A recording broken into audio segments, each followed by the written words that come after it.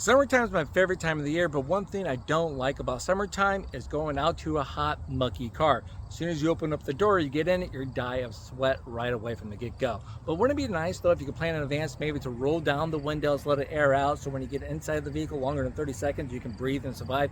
You can. All you need is your key fob. So you grab your key fob, you find the unlock button, you double tap and hold that bad boy for a few seconds, and your windows will roll right down. So let's do it.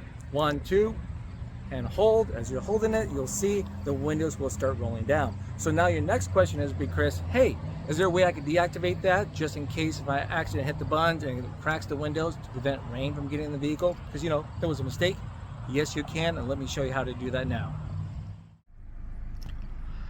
We're going to come up to the driver's interface screen, all right? So we got the little wheel action right down below. It's going to allow you to scroll up and down and push in to select those items. We're going to find vehicle settings. Then from vehicle settings, we're going to scroll all the way down to door setup. Then down to keyless remote power window control. Go down to off, pushing the wheel, and then there we go, it's off.